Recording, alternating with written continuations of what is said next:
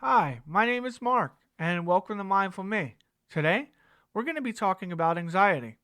Now, anxiety is actually a completely normal thing in stressful situations.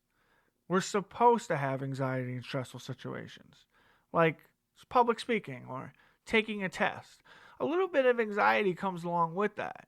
But the issue is when we have anxiety in non-stressful situations.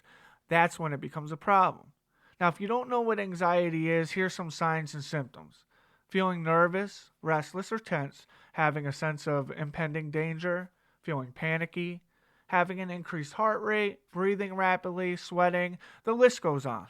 Anxiety is not a fun thing, and we know that here at Mindful Me. That's why we want to bring you the content and give you the understanding that you need so you could better serve yourself in your mental health. See, the good news is that anxiety is 100% curable. Based on research, certain cognitive behavioral therapy techniques and coping mechanisms could help someone who's experiencing extreme anxiety due to life events. Normally, anxiety comes from being overstimulated. That means something is happening in your life that's causing you to feel this way.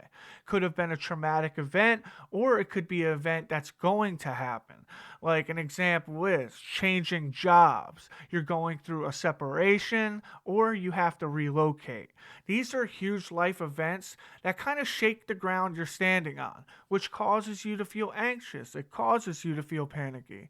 And then what ends up happening is your mind starts bringing in these ideas and these thoughts in your head, and then you get consumed by these thoughts, which then a circle starts to happen. You start to think, you start to become panicky, you start to feel anxious, then you start to think more, then you start to feel more panicky, then you start to feel more anxious, and around we go.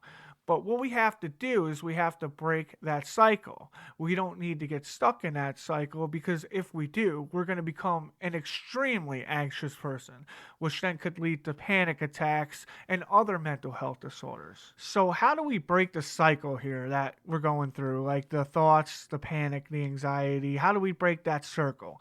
It's very simple, and I'm going to give you an illustration of a dog. It's simple for me to describe to you. It's a little harder to do, but once you understand the concept, it becomes easier to do after you've done it a few times. So, say you're outside a door and you hear a dog in a house, right? You know the dog's in the house. So you walk in the house, there's the dog. What does the dog want to do? It wants to jump on you, wants to pay attention to you. Oh, look at you. You're new. You're walking into the house, right? It sniffs you. And if you pay attention to that dog, and if you pet that dog, and if you get on your all fours and go, oh, you cute little puppy, and you start petting it, the dog's going to become what? It's going to become more excited, right? It's going to become more attached to you. And the idea of it is the dog is going to be your thoughts. You are going to be you, and the house is going to be your mind. So you're walking into your mind, right? You're in your mind here. There's the dog, that are the thoughts, okay? So if you pay attention to the thoughts and you play with the thoughts and you get on all fours and you give it all the attention in the world, and you create an attachment and a relationship to these thoughts, the thoughts aren't going to leave you alone. They're going to keep wanting to play with you over and over and over again. And the dog is eventually going to follow you around the house. It's not going to leave you alone, and then you're going to get tired of the dog.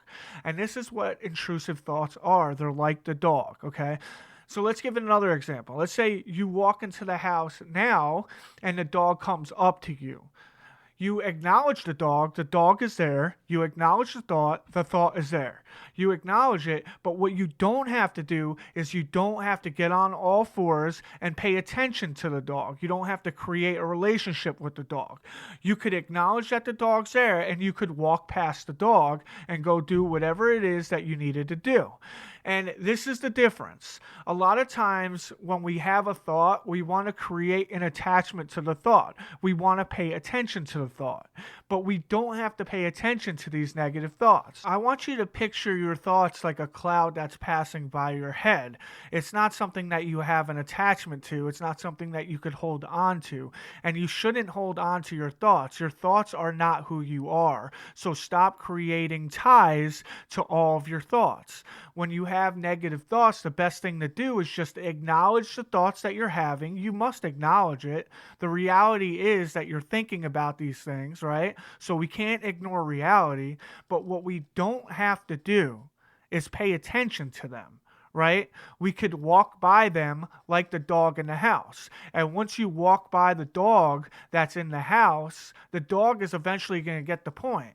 Okay, he doesn't want to play with me. He's done paying attention with me. I'm going to go do my own thing. And the dog eventually leaves you alone and it goes and it does its own thing. And the reason why this concept works is because when you stop paying attention to things, your brain, okay, realizes that it doesn't need to put the effort into bringing things to you that you don't pay attention to, right? So think about this. You're walking down the road every day. Do you see every little single crack in the sidewalk? No, you don't. The reason is because your brain blanks that out because your brain knows that it's something you don't need to pay attention to. It's not important to you. So stop paying attention to the things that are detrimental to your well-being and start paying attention to the things that are good for your well-being.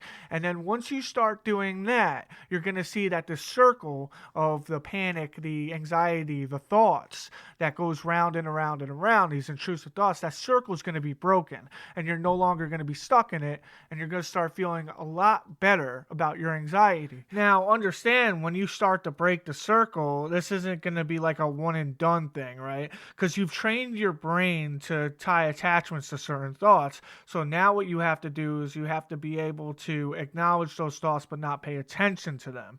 And the first few times that you walk into that house, that dog's going to jump on you, right? Every time you are in your head, those thoughts are going to jump at you, all right? But what you have to do is, instead of creating an emotional response to those thoughts, you just need to walk by them.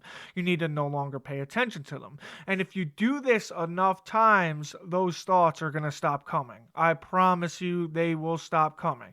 This has been a proven method in cognitive behavioral therapy to help those who are suffering from intrusive thoughts and anxiety. And another way we could look at this, it's like leaving food out for a stray cat, right? You left food out, the cat comes and eats it, and you know the cat's going to be back the next day because you left food out for it, right? So it comes back the next day, it's looking for food, and what do? Well, you put food back out. And then the cat keeps coming and it keeps consuming, and it knows that it could get its food there, so every day it comes. But let's just say, you know what? I had enough of feeding this stray cat. I don't want it around anymore. So, first day you don't leave food out. Is the cat still going to come? Of course the cat's still going to come. How about the second day, third day, fourth day? Yeah, the cat's still going to come. It's used to getting food there. The fifth day, maybe a week goes by, 2 weeks. I'm sure the cat's going to keep coming. It might not come as often though. Now we're talking 3 weeks to a month. Well, the cat's eventually going to get the idea. And it's going to stop coming to get the food because there's no food left out. In the same sense, your brain works the same exact way. Okay? Stop leaving the food out for the thoughts to consume.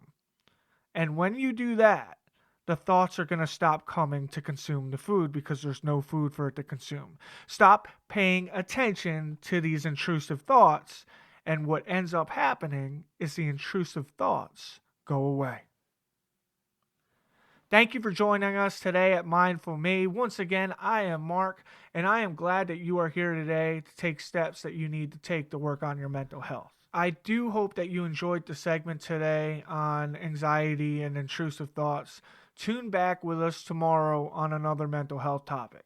And like always, we hope you have an amazing and wonderful day.